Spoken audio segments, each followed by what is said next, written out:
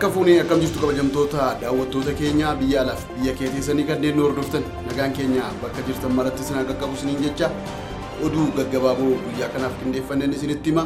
Oduu gaggabaaboo guyyaa kanaa isinitti himuun si waliin kan turu an Taganyee Daaqaatii hanga xumuraatti nu faana turaa. Ijaarsi haaromsaa Jibuutii imbaasii Itoophiyaa duraanii xumuramuun eebbifamee jira. Sirni eebbaa imbaasichaa bakka ministeera maallaqaa Obbo Ahmed Shidee, ministeera jallisii fi naannowaa gammoojjii Injiinar Anshaa Mohammad, ministeera deetaa ministeera dhimma alaa Ambaasaadar Burtukaan Ayyaanoo, aangawoonni mootummaa olaanoo fi Jibuutiitti hooggantoonni dhaabbilee Itoophiyaa adda addaa argamanitti eebbifamee jira. Misiyoononni haaromsaa fi ijaarsarraa jiranii imbaasii Itoophiyaa Jibuutiitti argamurraa muuxannoo fudhachuu akka qaban ministeera deetaan ministeera dhimma alaa Ambaasaadar Burtukaan Alamaayyoo ibsanii jiru. Sirna kanarratti imbaasichi bara 1952 hanga 1997tti akka waajjira imbaasii fi mana jireenyaa hoogganaa misiyoonitti tajaajiluu fi misiyoonichi gara gamoo haaraa ijaareetti jijjiiramuu hordofee yeroo dheeraaf tajaajila malee cufamee turuunis eerameera. Akkaataa waliigaltee misiyoonichaatti koorporeeshiniin hojiilee ijaarsaa Itoophiyaa waliin bara 2013 mallatteessanii haaromsi imbaasichaa eegaluun illee himamee jira. Haaromsi imbaasichaa faayidaa dinagdee kennuun cinatti maqaa gaarii Itoophiyaa jiru keessatti gahee olaanaa kan taphatu ta'uun illee eerameera. Baatiiwwan salgan darbanitti humna elektirikii biyyoota ollaatti gurgurame irraa galiin doolaara Ameerikaa miliyoona 37 argamu humni elektirikii Itoophiyaa beeksisee jira. Gara fuulduraattis Itoophiyaan biyyoota ollaaf humna elektirikii dhiyeessituu guddisuun galii argamuu dabaluuf hojjechaa kan jirtu ta'uunis himameera. Humni elektirikii Itoophiyaa kanaa kan jedhe Sudaan Kibbaatti ministeerri Inerjii fi hidhaa Piiter Maarseeloo Naasiriinii jillee durfamuu wayitaa giddugala to'annoo humna elektirikaa biyyoolessaa Itoophiyaa daawwatetti ture. Humni elektirikii Itoophiyaatti hojii raawwachiisaa koorporeeshinii pilaanii kan ta'an obbo Andaalem Siyyaa daawwannichi biyyoota lameen misooma bu'uuraan wal quunnamsiisuun fayyadamummaa waloo isaanii gan guddisu ta'ullee hubachiisaniiru. Itoophiyaan humna elektirikii meegaawaattii 254 Sudaanii fi Jibuutiitti dhiyeessaa jiraachuunis sirna kanarratti himamee jira. Sudaan Kibbaatti ministeerri Inerjii fi hidhaa Piiter Maarseeloo Naasirii biyyi isaanii humna elektirikii Itoophiyaa irraa argattuun guddina dinagdee ishee kan deeggaru ta'ullee hubachiisanii jiru.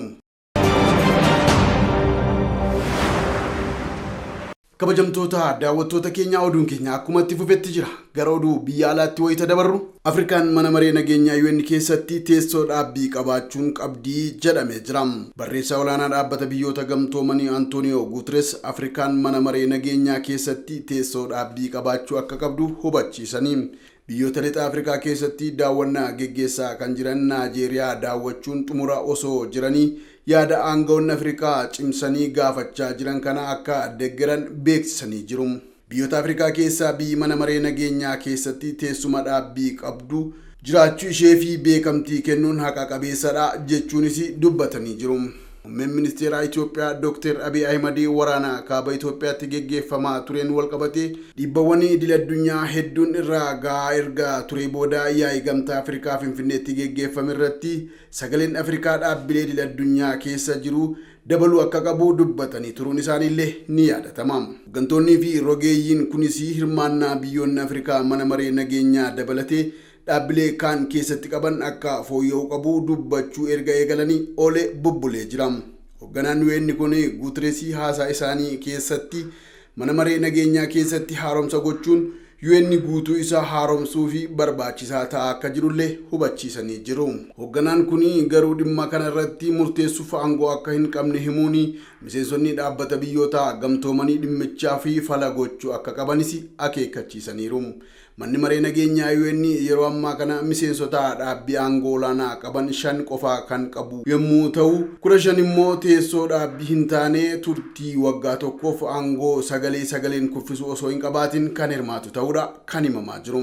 Miseensonni dhaabbiin aangoo sagaleen kuffisu yookaan veto paawuriin qaban US, UK, Raashiyaa, Faransaay fi Chaayinaadha.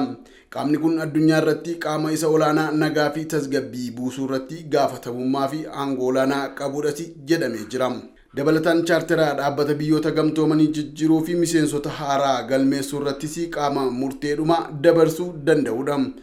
Yeroo ammaa kana Gaaboon, Gaanaa fi Keeniyaan miseensota mana marichaa teessoo dhaabbii hin taane waggaa waggaan jijjiiramuu qabatanii jiranidhas.